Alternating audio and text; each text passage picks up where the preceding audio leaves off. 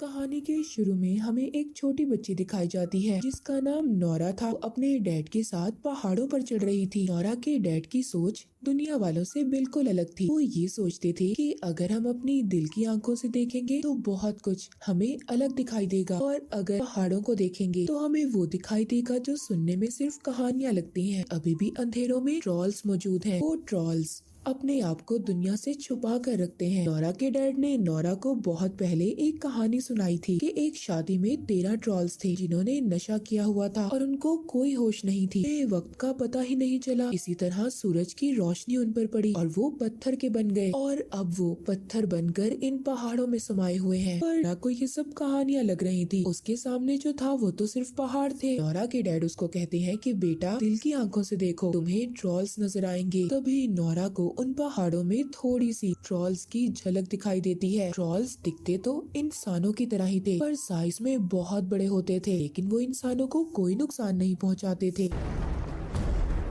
तो कहानी थोड़ी सी आगे बढ़ती है। नोरा अब बड़ी हो चुकी थी। वो एक प्रोफेसर थी और अपनी टीम के साथ एक जगह पर खुदाई कर रही थी, पर उनको खुदाई के दौरान कोई भी कीमती चीज नहीं मिलती। उनकी टीम वहाँ पर 6 महीने से खुदाई कर रही थी, पर उनको वहाँ पर अभी तक कोई भी बड़ी चीज नहीं मिली थी। टीम के लीडर भी नोरा को समझाते हैं कि अब हमें यहाँ से चले जाना चाहिए, पर नोरा अभी भी थोड़ा सा और वक्त चाहती थी, क्योंकि उसके डैड ने उसे यही सिखाया था कि बेटा, अपने आप पर भरोसा करना चाहिए। उसको किसी की भी परवाह नहीं थी। वो खुदाई कर रही थी। तभी अचानक से जमीन में उसे कुछ दिखाई देता है। उनको बहुत बड़ी चीज मिली थी। दूसरी तरफ नॉर्वे के पहाड़ों में बारूद को सेट किया जा रहा था ताकि पहाड़ों को उड़ाया जा सके। कि वहाँ पर एक स्टेशन बनाया जा रहा था। जब बॉम्ब फटते हैं तो वहाँ पर बहुत बड़ा धमाका होता है। वर्कर्स जब टनल के अंदर चेक करने जाते हैं तभी उनकी तरफ कुछ आता हुआ दिखाई देता है। सभी वर्कर्स वहाँ से डरकर भाग रहे थे।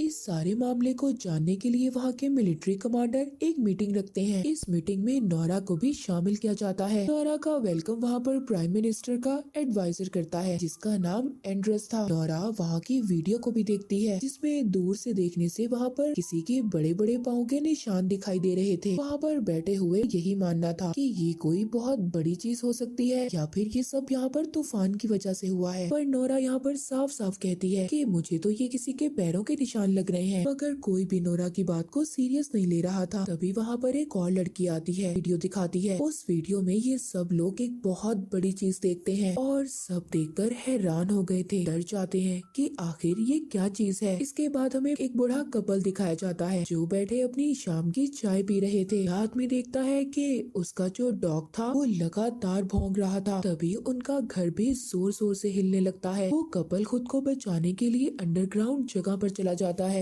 वहाँ पर जोर जोर से हलचल हो रही थी। जब दोनों थोड़ी देर बाद बाहर आकर देखते हैं तो उनका घर तो पूरी तरह से तबाह हो चुका था। इस सारे मामले को जानने के लिए नोरा और एंड्रस को इनके पास भेजा जाता है। रास्ते में जाते हुए एंड्रस नोरा से उसके डैड का पूछता है। नोरा बताती है कि मेरी मॉम तो बहुत सालों पहले मर चुकी हैं और मेरे डैड जिंदा हैं। मेरे डैड की सोच दुनिया से बिल्कुल अलग है, इसलिए वो बिल्कुल अकेले रहते हैं। एंड्रस नोरा को अपने बारे में भी बताता है कि उसे एक राइटर बनना था पर वो नहीं बन पाया। यही बातें करते हुए अब वो उस बूढ़े कपल के पास पहुँचते हैं जहाँ पर उन्हें एक कैप्टन मिलता है। वो बताता है कि कोई नदी को पार कर आया और दूर पहाड़ों की तरफ चला गया और 3 किलोमीटर तक उन्हें बड़े बड़े पैरों के निशान मिले हैं, फिर जिसके बाद पैरों के निशान गायब हो गए। अब नोरा उस बूढ़े कपल के पास पहुंचती है। बूढ़ी औरत नोरा को बताती है कि उसने कोई अजीब सी आवाज सुनी थी कि जैसे कोई रो रहा हो, और वो आवाज बहुत अजीब थी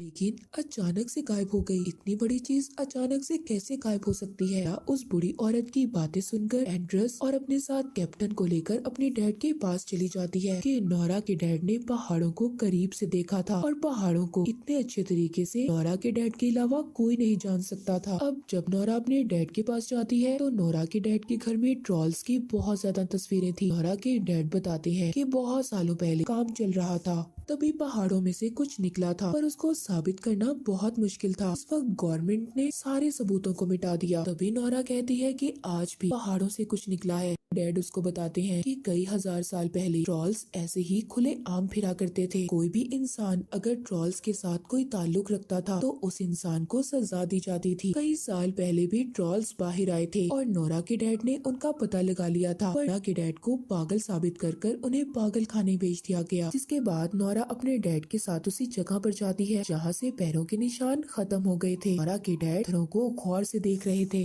नोरा एंड्रेस और कैप्टन के साथ दूर खड़ी अपने डैड को देख रही थी, जिस पर वो दोनों कह रहे थे कि तुम्हारे डैड की हालत और ज्यादा खराब लग रही है, कि दिमागी हालत ठीक नहीं है। नोरा को भी यही लगता था कि उसके डैड कहानियों में बिल्कुल गुम हो चुके हैं। अपने डैड के पास जाती है और उन्हें समझाने की कोशिश करती है, पर तभी उसे अजीब सी स्मेल आ रही थी। वहाँ पर अचानक से काले बादल छा जाते हैं। जब पीछे मुड़कर देखती है तो उसे एक आंख नजर आती है। सच में एक बहुत बड़ा ट्रॉल था। ट्रॉल उनके सामने खड़ा हो रहा था।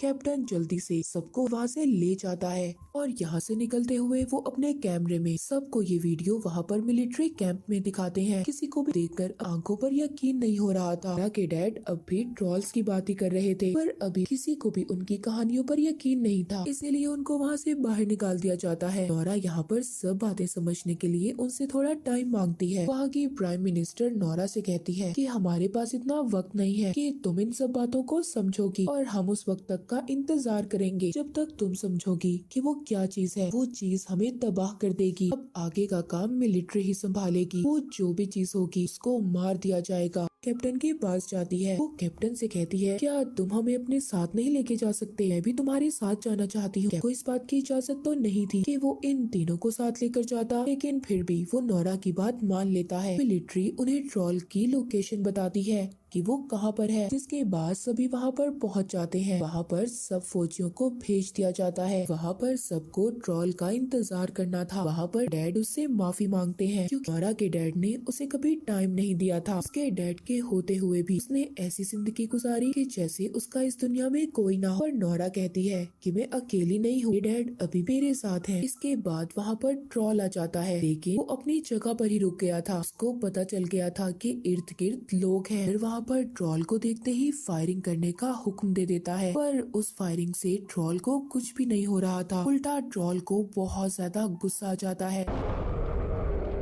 वो वहाँ पर इन पर हमला कर रहा था, जिससे वहाँ पर बहुत सारे फौजी मारे जाते हैं। एंड्रेस नोरा और उसके डैड के साथ एक पत्थर के पीछे छुप जाता है। के साथ एक फौजी भी था जो क्रिश्चियन था। तभी वो ट्रॉल उस फौजी को उठाकर खा जाता है जो क्रिश्चियन था। ये सब देखकर नोरा के डैड कहते हैं कि जो ट्रॉल्स होते हैं वो क्रिश्चियंस को पहचानते हैं, उनको सूंघ सकते हैं। जिसके बाद वो उस ट्रॉल के सामने जाते हैं और उसको कहते हैं कि शांत हो जाओ, हौसला करो, रुक जाओ यहीं पर। हैरानी की बात ये थी कि वो ट्रॉल उनकी बातों को समझ रहा था और काफी हद तक वो पुरसुकून हो जाता है। तभी कुछ फौजी दोबारा से ट्रॉल पर हमला कर रहे थे। दोबारा से ट्रॉल को गुस्सा जाता है और वो वहाँ पर कुछ फौजियों को मार देता है। तभी ट्रॉल यहाँ पर गलती से नोरा के डैड को भी मार देता है। जब वो ऐसा करता है तो वो अपने दुख का इजहार कर रहा था और नोरा के डैड को देखकर वहाँ से चला जाता है। ये काफी अजीब बात थी। नोरा के डैड को बहुत चोट आई थी। वो आखिरी सांस ले रहे थे। कहते हैं रॉयल पैलेस और घर, ये कहकर वो मर जाते हैं। अपने डैड को भी खो दिया था। उसका अब इस दुनिया में कोई भी नहीं था। अगले दिन कैप्टन नोरा को बताता है कि एक हवाई हमला करने वाले हैं, जिससे उन्हें बहुत ज्यादा नुकसान हो सकता है। नोरा अब ट्रॉल पर सर्च करने लगती है। उसको पता चलता है कि ट्रॉल्स को चर्च की घंटियां बुरी लगती थी, इसीलिए वो चर्च पर हमला करते थे। नोरा अब इन सब बातों को सामने रखती है। कैप्टन भी नोरा का साथ देता है। अब वहाँ पर कमांडर की बात को सामने रखते हुए उसे एक मौका देने का सोचते हैं, क्योंकि अगर इतने नुकसान को रोककर ट्रॉल्स को रोका जा सकता है तो ये उनके लिए एक अच्छी बात थी।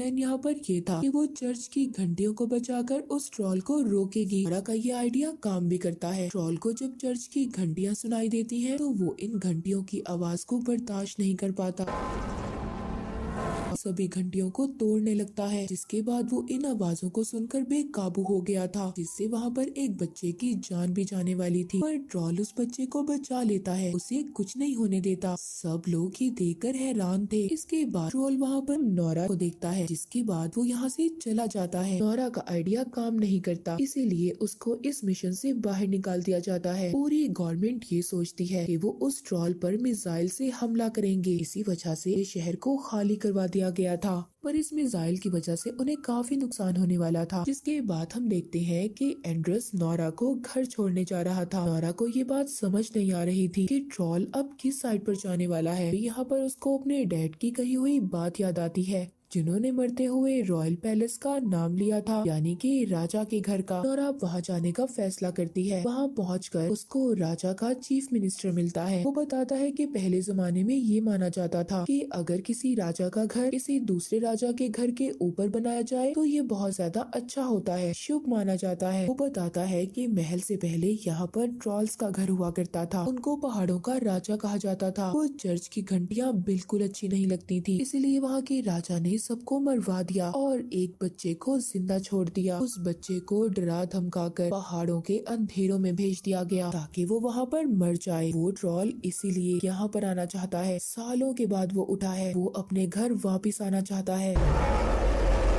वो मिनिस्टर वहाँ पर उनको गुफा में कुछ कंकाल दिखाता है जो सभी ट्रॉल्स के थे। जब वहाँ के कंकाल पर रोशनी करती है तो हिस्सा पत्थर का बन जाता है और उसको यहाँ पर वो कहानी याद आती है जो उसके डैड ने सुनाई थी, जो 13 ट्रॉल्स के साथ हुआ था। जब उन पर रोशनी पड़ी तो वो पत्थर के बन गए थे। कहानियों में भी यही लिखा गया था कि रोशनी उनकी दुश्मन, इसीलिए ट्रॉल्स पर अगर तेज रोशनी पड़ती थी तो वो पत्थर के बन जाते थे। नोरा कैप्टन को कॉल करती है और उसको अपना प्लान बताती है कि कैसे ट्रॉल को मारना है ताकि उनको बड़े से नुकसान को झेलना न पड़े। एक बहुत खुले मैदान की तरफ आने का कहती है और साथ ही बहुत बड़े सोलर सिस्टम का भी इंतजाम करने का कहती है। इसके बाद नोरा और एंड्रस अपनी गाड़ी के अंदर उस छोटे बच्चे के कंकाल को रख लेते हैं, जिसको राजा ने डरा धमकाकर दोबारा से गुफा में भेज दिया था, जो ट्रॉल ही था, ताकि वो जो बड़ा ट्रॉल है उसको देखकर उनका पीछा करे ताकि वो उसको मैदान की तरफ लेकर जा सके। थोड़ी ही देर बाद रेडियो पर भी ये अनाउंसमेंट हो जाती है कि कुछ देर के बाद मिसाइल्स को छोड़ा जाएगा। नोरा को यहाँ पर अपने प्लान को कामयाब करने के लिए इन मिसाइल हमलों को रोकना था, इसीलिए यहाँ पर एंड्रस अपने एक साथी को कॉल करता है ताकि वो सारी सिस्टम को हैक कर सके। वो ऐसा ही करती है और सारी सिस्टम को हैक कर लेती है, जिसके बाद सारे मिसाइल्स बंद हो जाते हैं।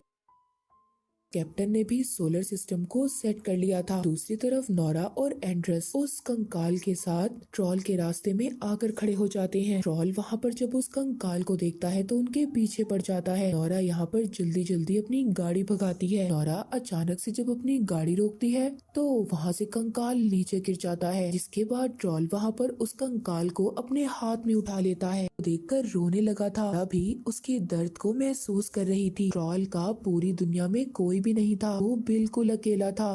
तभी वो कंकाल नीचे गिरकर टूट जाता है। अब गुस्सा आ रहा था और गुस्से से वो नोरा और एंड्रस के पीछे पड़ जाता है। नोरा भी बहुत तेजी से गाड़ी चला रही थी ताकि वो ट्रॉल से बच पाए और वो उस खुले मैदान की तरफ पहुंच जाते हैं। ट्रॉल उनको पकड़ने ही वाला था, पर नोरा और एंड्रस ने अपनी गाड़ी से छलांग लगा दी। वहाँ पर उस मैदान में कैप्टन सोलर सिस्टम को चला देता है। उधर दूसरी तरफ मिलिट्री कैंप में भी ये पता चल गया था कि मिसाइल के सिस्टम को हैक किया गया है। वो सिस्टम को दोबारा से एक्टिवेट कर देते हैं। मिसाइल्स को भी छोड़ दिया जाता है। जब कमांडर को ये बात पता चलती है कि वहाँ पे फौजी भी हैं, तो वो मिसाइल को वहाँ पर रोकने का कहता है। वहाँ खुले मैदान में अब ट्रॉल पर जो बहुत ज्यादा रोशनी पड़ती है तो वो चीखने लगता है। आहिस्ता आहिस्ता वो पत्थर का बन रहा था, उसको काफी दर्द हो रहा था, वो चीखते हुए रो रहा था। तभी यहाँ पर नोरा को एहसास होता है कि ये सब गलत कर रहे हैं। पहले भी उनको मारकर उनका सब कुछ छीन लिया गया था, जबकि वो लोगों के लिए कोई खतरा भी नहीं थे। उन्हें इस दुनिया में कुदरत ने बनाया है, इसलिए उन्हें भी जिंदा रहने का हक है। नोरा सारे सोलर सिस्टम को बंद कर देती है और ट्रोल के सामने जाकर खड़ी हो जाती है। वो ट्रोल से कहती है कि यहाँ से चले जाओ, दूर कहीं, दोबारा से अंधेरे में जाकर छुप जाओ, ये लोग तुम्हें खत्म कर देंगे, तुम्हें मार देंगे। ट्रोल भी यहाँ पर नोरा की बातों को समझ रहा था, पर अब बहुत देर हो चुकी थी। सूरज निकल गया था और सूरज के निकलते ही वो ट्रॉल पत्थर का बनने लगता है। देखते ही देखते वो पत्थर का बन जाता है। बहुत अफसोस था कि वो ट्रॉल को बचा नहीं सकी। खैर वहाँ पर मिलिट्री कैंप की टीम पहुँचती है। वहाँ की प्राइम मिनिस्टर नोरा से कहती है, तुम्हारे डैड की कहानियाँ बिल्कुल सच्ची थी। नोरा को भी इसका एहसास हो गया था कि उसके डैड हमेशा से सच्चे थे। एंड्रस भी यहाँ पर अपनी नौकरी छोड़ देता है। वो प्राइम मिनिस्टर से कहता है कि मुझे तो राइटर बनना है। एंड्रस नोरा से कहता है, क्या पहाड़ों के अंधेरों में और भी ट्रॉल्स रहते हैं? नोरा इस बात पर हंसने लगती है, कहती है, हाँ कुछ भी हो सकता है, ये दुनिया बहुत बड़ी है। और इसी के साथ ये मूवी यहीं पर खत्म हो जाती है।